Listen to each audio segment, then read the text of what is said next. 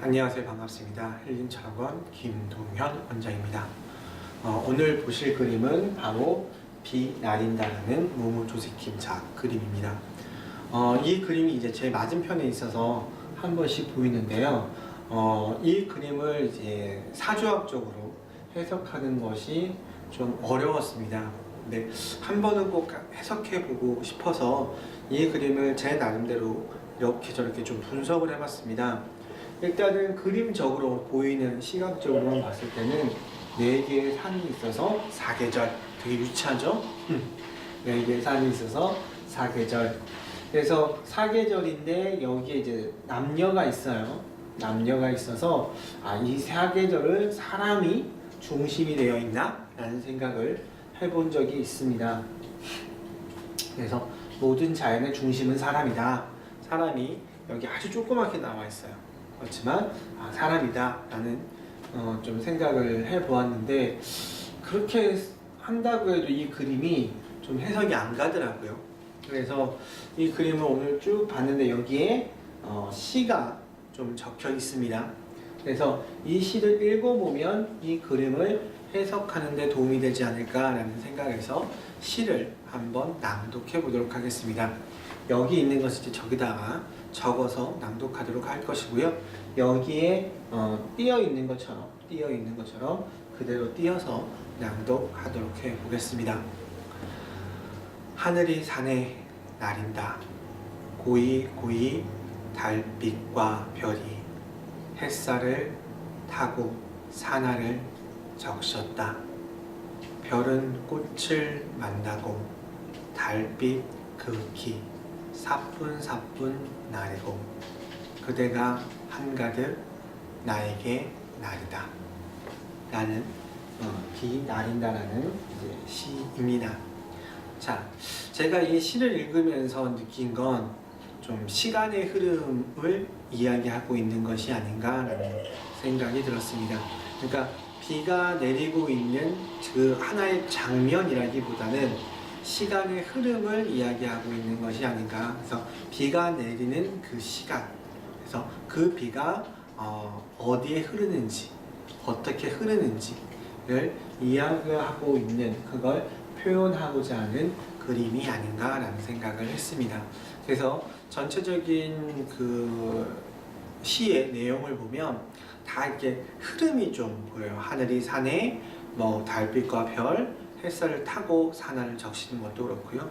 별과 꽃은 만나고 달빛은 극히, 그 다음에 사뿐사뿐 나려서 그대가 한가득 나에게 나린다 라는 거니까 단순히 이것저것이 나는 게 아니라 그 모든 것이 나에게 나린다 라는 개념으로 보았습니다.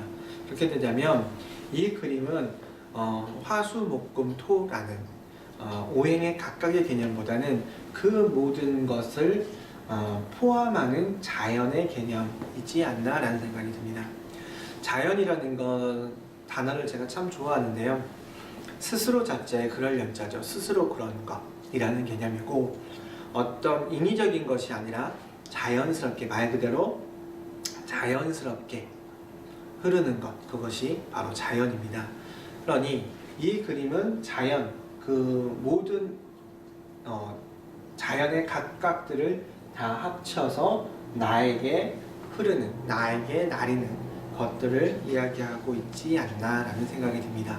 그러면 이거는 오행을 각각에 나눠서 봄, 여름, 가을, 겨울, 화수, 목, 금, 토 이런 개념이 아니라 시간의 흐름, 공간의 흐름, 이거는 이제 시간의 흐름도 있겠지만 공간의 흐름도 있다라고 보는 거거든요.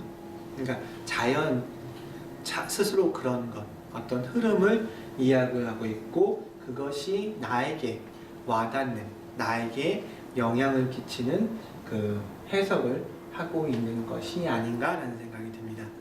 그래서 이 그림은 화수목금토로 나누기보다는, 그러니까 토하고는 좀 달라요. 토도 중도적인 성향이 있어서 월화, 그러니까 화, 수, 목, 금을 포용하는 게 토거든요.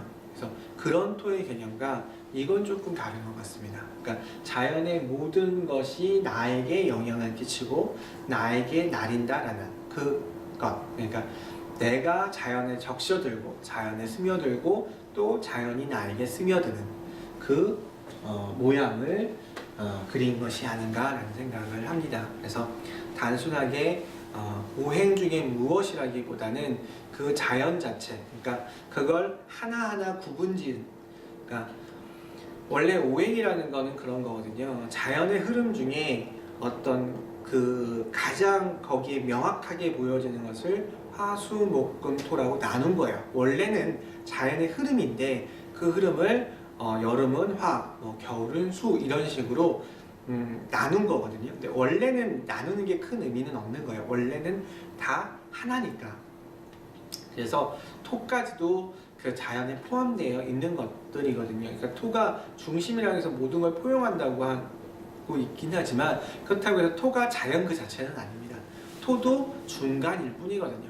그래서 이 그림은 어떤 화수목금토의 개념, 그러니까 뭐 사계절 이런 개념이 아니라 이 모든 자연의 흐름이 나에게 중심되어지고 나를 맞추고 내가 적셔지고 나를 적시는 바로 이 그림이 아닌가, 자연 그 자체의 그림이 아닌가라는 생각을 좀 하게 되었습니다. 그래서 그렇게 생각하니까 더 멋있는 그림 같죠. 그래서 그 모든 자연이 이 남녀에게 이렇게 적셔 들어오는, 동화되어가는 그런 그림으로 보여집니다. 네.